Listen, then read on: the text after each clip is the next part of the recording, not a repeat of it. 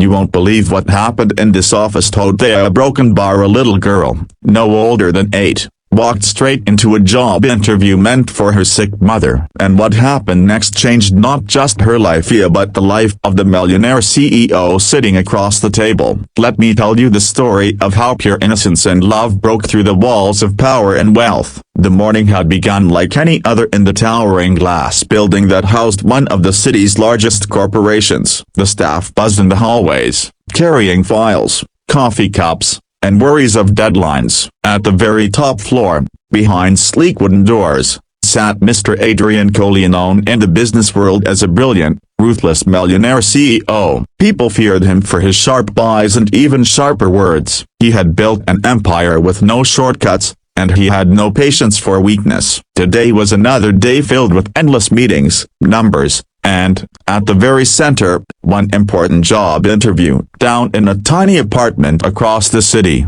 things looked very different. Maria, a single mother, was struggling to get out of bed. Fever burned through her body. For weeks she had been battling illness, but she couldn't afford a doctor. Her greatest worry was in herself. It was her daughter, Lily. They had been living hand to mouth, and today's job interview was their one chance at hope. Maria whispered to Lily, "Sweetheart, I can't go today. Mommy's too sick." But this job broken bar, it could change everything. Little Lily, only 8 years old, looked at her mother's pale face. She thought for a moment, then tied her mother's scarf around her own neck, smoothed her messy hair, and said, "Don't worry, Mommy, I'll go for you." Maria's weak protest faded into a cough as Lily slipped out the door with the tiny bag clutched in her hand. When Lily arrived at the enormous building, the guards and receptionists looked at her in confusion. "Sweetie, are you lost?"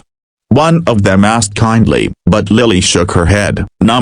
"I'm here for the job interview. My mom a broken bar, she's sick, so I came instead."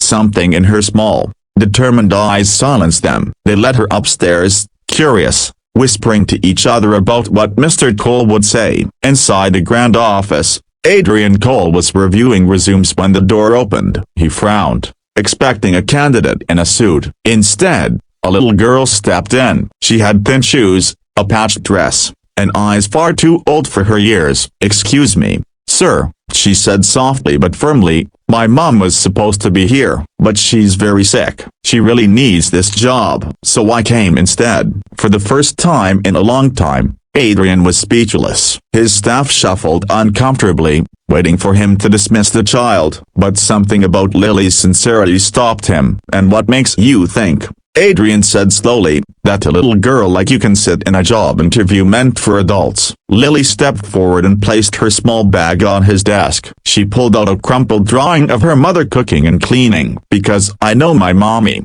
Lily replied. "She works harder than anyone. She takes care of me all by herself. Even when she's tired, she smiles. She says if she gets this job, we won't have to worry about food or rent anymore. She can do anything a broken bar, but today, she couldn't walk. So I came to tell you she deserves a chance." The entire room fell silent. Adrian, who had always measured people by profit and efficiency, found himself staring at the little girl whose words cut through his armor. He saw not just a child but a reflection of something he had lost long ago, his own childhood, when his mother had worked herself to the bone just to feed him.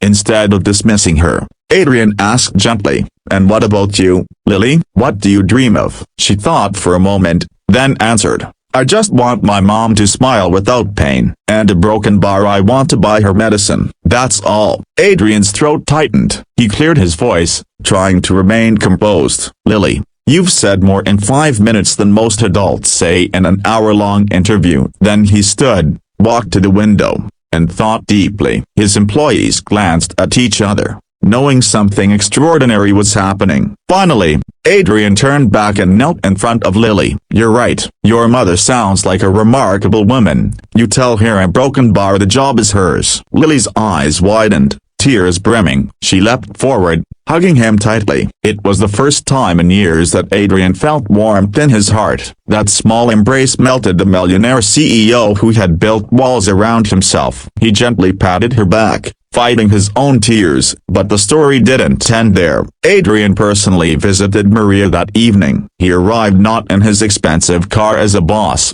But as a man carrying hope, he assured Maria that she had the job, full health coverage, and flexible hours to recover. He even brought along groceries and medicine. Maria wept, thanking him over and over, but Adrian only smiled at Lily. "Your little girl is the bravest person I've ever met," he said. From that day on, Maria worked with dignity, earning enough to provide for Lily. Adrian often found himself checking in, not as a CEO but as a friend. Lily, in her innocence, had reminded him of humanity, that behind every resume was a story, behind every worker was a family. Years later, when Lily grew up, she stood on the same stage where Adrian once stood, now running the company herself after earning a scholarship he had funded. She told the story of that day, the day she walked into her mother's interview. The audience was silent, many wiping tears, and Lily ended her speech with words that echoed far beyond the walls of that hall.